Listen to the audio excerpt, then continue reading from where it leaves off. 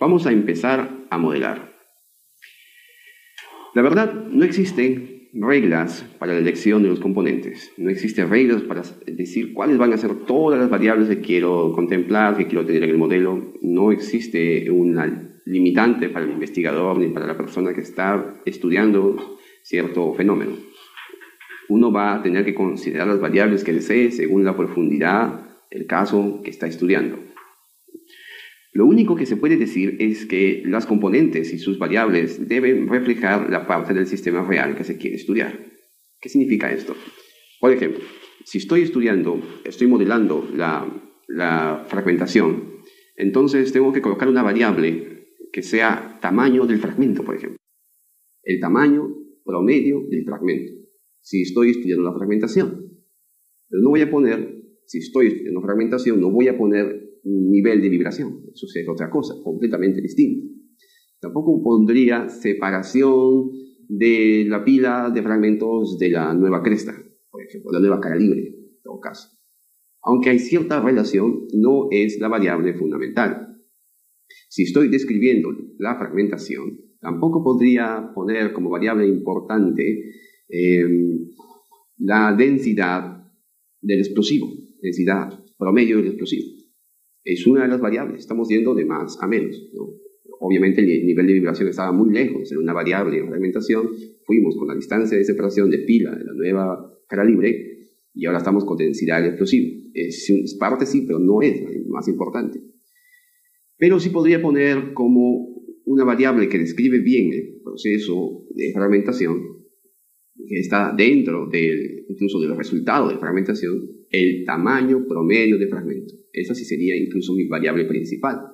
Pero hay otras más, como por ejemplo, que tiene que ver con la roca, la densidad de la roca, el peso específico de la roca, la resistencia a la tracción, y vamos a ver otros índices por ahí que son propios que tienen que ver con la voladura, que es la capacidad de la roca para ser fragmentada, ¿no? Entonces, para empezar a modelar, también se puede empezar con preguntas. Por ejemplo, se puede uno preguntar cuál es la información que se quiere obtener de la simulación. Si yo estoy haciendo este experimento, ¿qué quiero obtener cuando hago estos experimentos en Excel, por ejemplo? Estoy haciendo cálculos en Excel. Quizá lo que quiero tener es, ¿qué pasa si cambio de diámetros? Si estoy antes de comprar una perforadora, en la etapa de planeamiento de mina, antes de que opere la mina, realmente están comprando las máquinas y lo que yo quiero saber es, ¿cuál es el mejor diámetro? ¿Cuál es el diámetro adecuado, quiero decir? También uno puede estar estudiando a partir del diámetro ya establecido y a partir del objetivo de fragmentación requerida, cuál sería la adecuada altura de banco.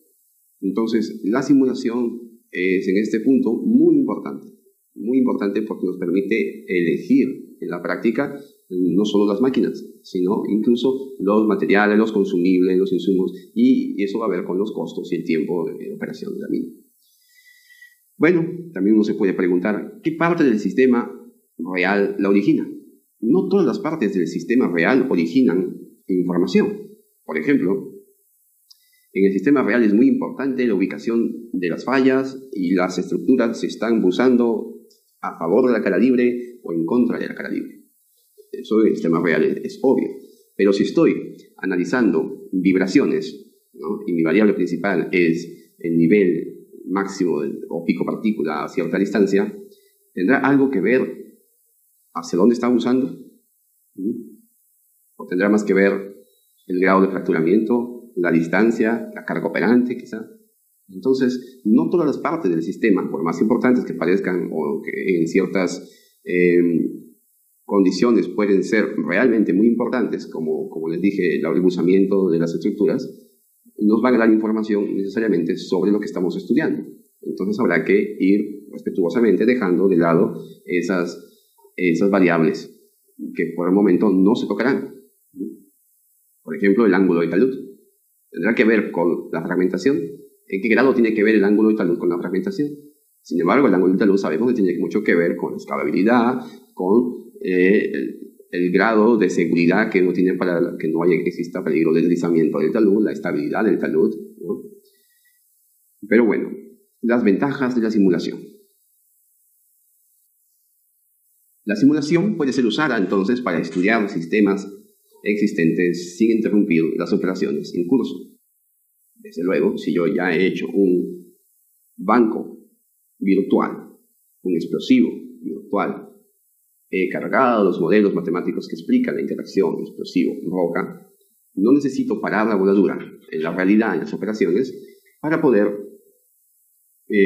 predecir cómo es que va a quedar la fragmentación de mañana, de pasado. No tengo que hacer mucho prueba y error en la vida real. Pero para eso, nuestro proceso de simulación, los softwares que usemos, los modelos que hacemos, tienen que ser cada vez los más confiables. Y la confiabilidad, como decía, viene del grado de uso de ellos. Mientras más se use un modelo, los autores cada vez afinan más los modelos a sus casos particulares y se convierten en casi estándares. Como vamos a ver, hay ciertos modelos ya casi estándares en voladura.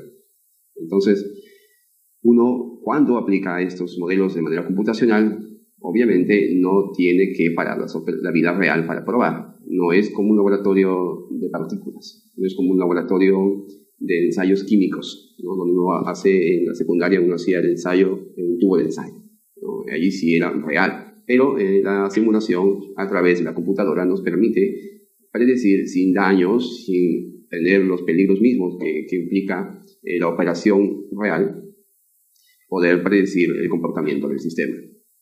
Los sistemas propuestos pueden ser testeados antes de comprometer recursos. Es obvio.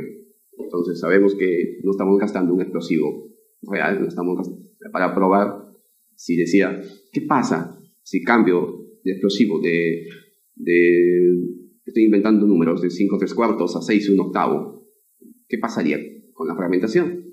Entonces sé ya de antemano que voy a introducir más explosivo porque el diámetro es mayor.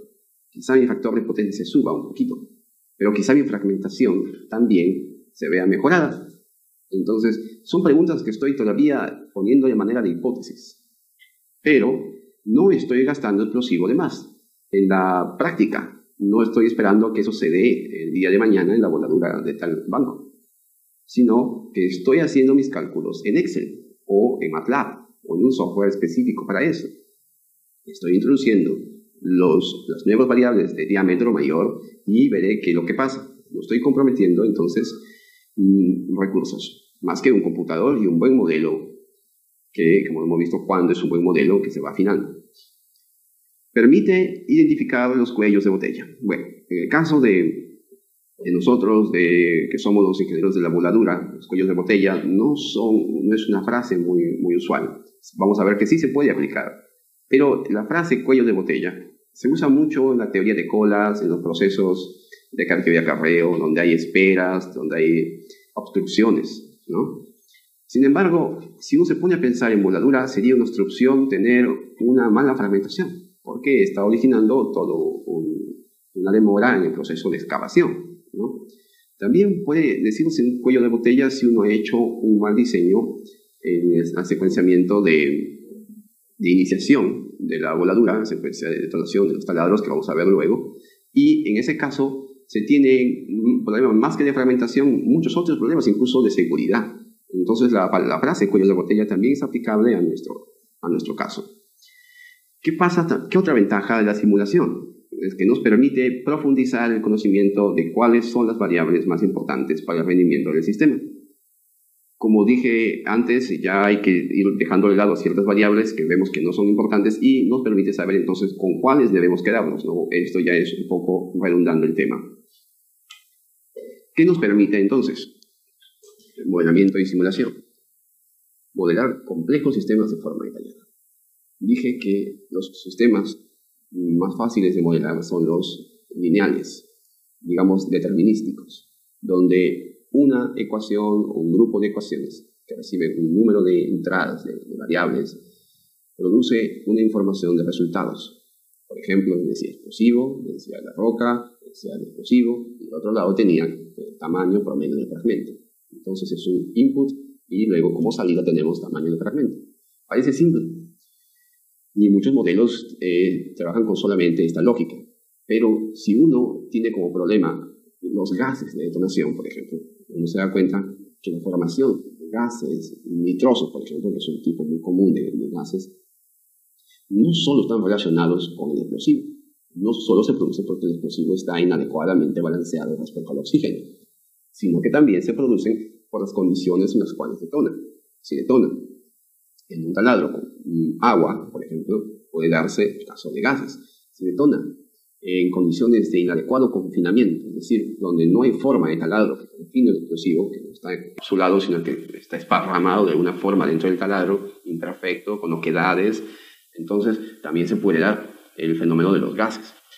Y si somos cada vez más curiosos, nos vamos a dar cuenta de que también hay un grado, digamos, mixto, o de, si uso la palabra culpa compartida, del explosivo y de la roca, cuando interactúan justo antes de detonar, ¿no? Eso se llama explosivos que reaccionan con la roca, ¿no? Entonces, el tema de la formación de gases ya no es un problema que se puede solucionar de manera determinística, sino que se convierte en un problema NP, se llama, o no es lineal, es más bien fácil de solucionar desde otro punto de vista que no determinístico, sino estocástico. Y para eso también hay un tipo de modelos que se están solucionando de manera numérica con computación de lógica difusa y otras herramientas, ¿no? Incluso las redes neuronales se están aplicando allí.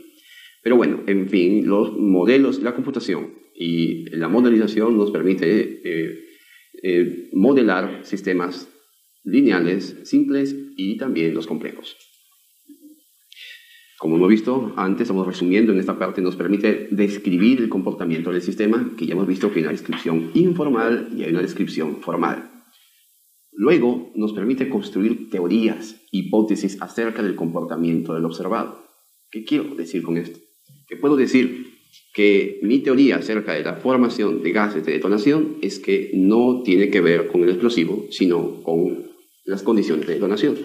Y eso lo consigo a través de las pruebas que hago en el computador, donde pongo cuál es el efecto de no detonar en un medio confinado, por ejemplo. Entonces sí, nos permite hacer hipótesis y teorías. Nos permite también usar el modelo para predecir el comportamiento futuro. Eso significa hacer predicciones, efectos que producirán cambios en el sistema estudiado. Ya hemos visto cómo cambiando una variable por otra, y qué es lo que pasa, entonces estamos viendo su efecto en el sistema. Estamos redundando un poquito aquí porque queremos que esto quede claro a la hora que hacemos un ejemplo. Y si acaso nos permiten analizar un problema que no es el nuestro, pero que nos está proponiendo de otro caso cercano a nuestra realidad, también podemos ajustar nuestro modelo.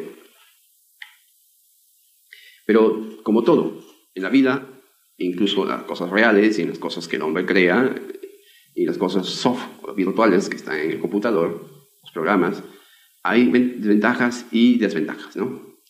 ¿Cuáles son las desventajas de la simulación? Es que la construcción de modelos es tanto un arte como una ciencia. La calidad del análisis depende de la calidad del modelo, como así también de la habilidad del modelador. Por ejemplo, explicando un poco, si el modelo es imperfecto, entonces, cuando lo escribo como perfecto y lo doy a los usuarios o a los que dependen de mí para que lo usen con toda la confianza, estaré cometiendo un acto de no ser ético. Y eso va en contra y en desmedro de toda la operación. Y eso se llama mentir. Entonces tenemos que ser cuidadosos. Que nuestro modelo solo puede ser difundido, solo puede ser compartido si es que tenemos suficiente información recaudada de campo que diga que nuestro modelo matemático o nuestro modelo computacional ha sido validado con 10, 50, 100 pruebas en tales o cuales sitios, minas o voladuras. No podemos ir divulgando modelos que no han sido adecuadamente validados en campo. Bien, entonces la otra parte es la habilidad del modelador. Si bien es cierto, un modelo puede que sea imperfecto porque le falta ser validado en campo, hay gente que con suficiente experiencia, que por haber pasado muchas pruebas reales, puede hacer una abstracción mental y mejorar el modelo de manera más rápida que otras personas. Y eso es una habilidad ya propia de la capacidad de abstracción de cada ser humano. Hay quienes rápidamente pueden hacer una idea de lo que ven, muy abstracta, y visualizar cómo una variable se relaciona con la otra y en qué medida, cómo afecta, por ejemplo, el diámetro en la fragmentación, ¿no? ¿Cómo afecta? Así rápidamente, una pregunta les digo, pocos habrán contestado rápido. Pero si les pregunto cómo afecta el explosivo en la fragmentación, todos han contestado de inmediato, ¿no? Si les digo cómo afecta el tipo de malla en la fragmentación, se ponen a pensar un poquito. Entonces, esa capacidad de abstracción y decir cómo afecta una variable sobre la otra es la capacidad que tiene el modelador. Otra desventaja es que los resultados de la simulación pues son a veces difíciles de interpretar. No siempre son susceptibles de análisis directo, ¿no? Por ejemplo, me ha tocado usar lenguajes como el MATLAB, ¿no? Para hacer modelos matemáticos en voladura, y aparecían ciertos resultados que no tenían que ver con la realidad. Y uno se preguntaba si eso hay que buscarlo en la realidad, va a existir, poder comparar, ¿no? O quizá es un artefacto creado por el proceso de modelamiento. Entonces, ahora no vamos a discutir mucho ese tema, pero tengan en cuenta que no todo lo que nos da el modelo, no es que todo sea falso, no, sino que no siempre se interpretan de la misma manera o con la misma facilidad. Otra desventaja de la simulación es que el análisis de la simulación puede ser a veces muy consumidor de tiempo y caro. No debe ser usado cuando hay métodos analíticos que den resultados más rápidos y más exactos. Vamos a hacer acá un ejemplo que quizá en otra sesión más práctica lo veremos. ¿Qué pasa? Que si quiero hacer una mezcla explosiva con 4 componentes, extracto de amonio, petróleo, un poco de agua y un poco de aceites. Entonces, lo ingreso dentro de mi modelo matemático, que no es más que ecuaciones de dinámica o cinética química, ¿no? El computador va a tardar algunos minutos en procesar y decirme cuál va a ser la velocidad de detonación, qué productos se van a formar, ¿no? Y si hago yo esa misma mezcla en el laboratorio químico, voy a saber casi, muy rápido, qué productos se han formado, ¿no? Qué apariencia tiene la mezcla, ¿no? Hasta ahí no hay mucha diferencia. Pero vayamos al caso que ya no son 4 componentes, sino que son 8 componentes. ¿Será fácil hacerlo en un laboratorio o más fácil en un computador? Puede que el computador tarde horas en resolver ese problema, porque es un problema de cinética química muy complejo. Y puede que en el laboratorio se haga más fácil. Sin embargo, ¿cuál es la diferencia? Que en el laboratorio puedo hacer las titulaciones, puedo hacer los cálculos estequiométricos o de masa de los productos después de haber consumido recursos y con cierta precisión. Pero a nivel laboratorio, es decir, algunos gramos, quizá kilos en un campo de prueba. Pero llevarlos al campo en una voladura donde se consumen toneladas, ya es imposible escalar o predecir cómo se va a comportar a ese nivel en condiciones reales. Por eso se usa el computador, pero el computador requerirá entonces mucho más tiempo para procesar. Las ecuaciones de reacciones químicas parecen simples cuando reacciona el diésel con nitrato, pero cuando ya reaccionan más de este tipo y en condiciones de confinamiento, de presencia de agua, se hace un problema muy complejo que el computador puede tardar a veces 10, 12 horas en resolverlo. Es por eso que se dice que el proceso puede en algunas situaciones consumir mucho tiempo y ser caro. Bueno, ya que hemos hecho este resumen escrito, hemos repasado, hemos escrito ahí las definiciones, las conclusiones y hemos explicado un poquito más lo que se vio en las imágenes anteriores, vamos a empezar ya con el proceso de modelamiento de un sistema de perforación y moldadura. Y primero viendo a dónde vamos y qué vamos a modelar. Hay muchas cosas que modelar en este sistema. Bueno, ahí tienen abajo el sistema, perforadoras, malla, un camioncito que está cargando explosivos a los taladros, y bueno, aquí material ya fragmentado y proceso de carguillo que es cliente nuestro, son los que se llevan el producto de nosotros, los ingenieros de voladura. ¿Qué podemos entonces modelar? Podemos modelar la geometría de la voladura, el patrón, la malla de perforación. Podemos calcular cuál va a ser la adecuada distancia entre taladros. Entonces eso parece ser una cosa solamente de diseño geométrico. A veces al inicio se creía que era algo estético. Luego van a ver que no, que tiene mucho que ver la geometría. ¿Qué más podemos hacer ahora aquí? Podemos hacer un modelo que nos ayude a predecir la fragmentación, ¿no? Vamos a ver que hay más de los autores que tienen modelos muy aceptados a nivel mundial. ¿Qué más podemos hacer? Un diseño de carga.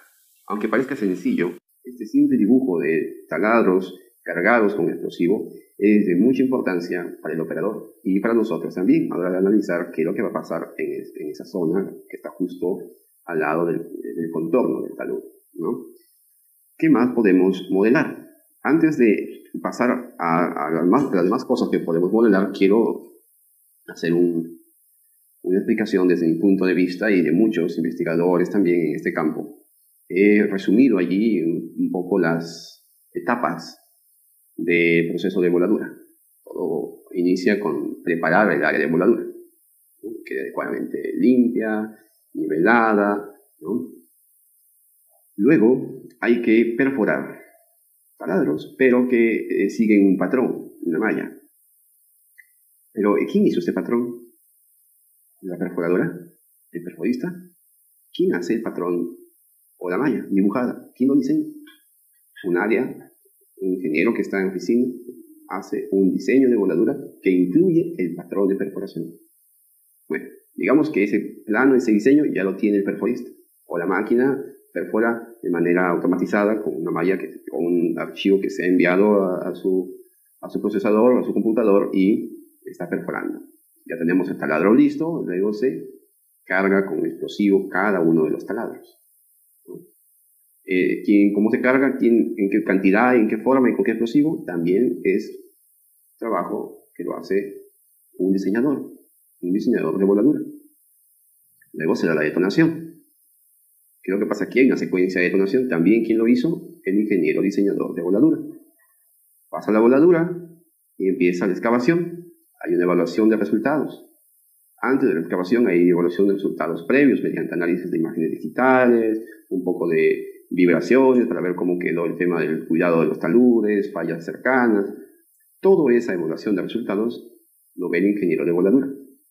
Entonces, en cada una de estas etapas está intrínseca la participación de un ingeniero de voladura, quien tiene que tener conocimiento de las variables que hay en cada una de estas etapas, donde la perforación es solo una actividad que cada vez se automatiza más. Si uno quiere investigar en perforación, tendrá que hacerlo, digamos, en el desgaste de las brocas, pero no en el patrón de perforación, porque eso es parte del diseño de voladura. Entonces, perforación no es donde está mi burden, donde pongo uno u otro taladro. No, eso es voladura, eso es el diseño de voladura. Que si me sale mal, tengo que rediseñar esa malla de voladura. Por lo tanto, desde mi punto de vista y de muchos otros también, perforación es parte de una actividad de la voladura, ¿no? Ahora, si quiero investigar en lo que es perforación, también puedo hacerlo, pero me lleva a otro camino muy distinto. Me lleva a lo que es aceros, investigación metalúrgica en aceros, que es otro campo del conocimiento, ¿no? Entonces, gran parte de lo que van a ver acá no es que obvien la perforación, si la tomen en cuenta, y como van a ver, es muy importante la precisión de la perforación, la velocidad de la perforación, pero no se hacen modelos matemáticos para el proceso de perforación. Los modelos matemáticos son para cada una o las partes o interacciones entre las actividades de voladura, por ejemplo. Hay modelos en detonación, hay modelos para interacción del explosivo con la roca, pero modelos matemáticos para perforación, tal así, no, porque ya expliqué, es solo una actividad de todo el proceso de voladura. Bien, entonces, ¿qué más podemos modelar en el sistema de perforación y voladura? Podemos modelar la secuencia de iniciación. Como vemos allí en el gráfico, lo que está pintado de azul ya está detonado, lo que está de verde es lo que justamente está detonando, ¿no? Esto ha sido hecho en un software MATLAB, que es adecuado para el modelamiento y simulación de sistemas. ¿Qué más podemos modelar? Como ven un gráfico que se le portada también, la perturbación del medio rocoso. Ven acá en el gráfico los taladros cargados con explosivo. Cuando detonan el explosivo, perturban el medio rocoso, es decir, lo hacen vibrar. Y los niveles de vibración, altos a bajos, son puestos en niveles, en escalas, en grupos, y según sus niveles de colores. Están niveles muy bajos de vibración, tienden al azul, y niveles muy altos de vibración tienden a colores calientes, como el rojo o el amarillo. También podemos hacer una predicción del año, como digo, y quizá algo más como el consumo energético o los costos. Todas esas cosas podemos modelar y predecir. Acá hay unos ejemplos. Este es un software muy conocido, un software comercial, que es el JK SimBlast.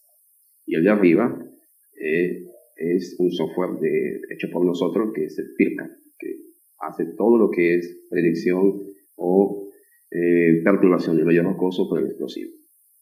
Análisis, básicamente. ¿Qué más podemos modelar? El apilamiento, la forma de la pila de fragmentos en el siguiente instante de la detonación, que se forma. Todo ya fragmentado, se hace un montón de fragmentos. A eso conocemos como apilamiento. Podemos predecir entonces su forma, su desplazamiento. Podemos también predecir las vibraciones en la roca en el campo lejano o en el campo cercano. Allí vamos a ver la aplicación de muchos modelos matemáticos. Uno de los más conocidos son los de Duval. Tenemos también el famoso modelo Divine, ¿no? O los más antiguos como los de Daniel Foster-Klingstrom. También podemos meternos un poquito en lo que es el modelamiento de la interacción roca-explosivo, que es un campo muy apasionante, pero muy preciso, amerita de mucho tiempo de investigación, pero también lo podemos aquí ver un poquito quizá con otros días más avanzados.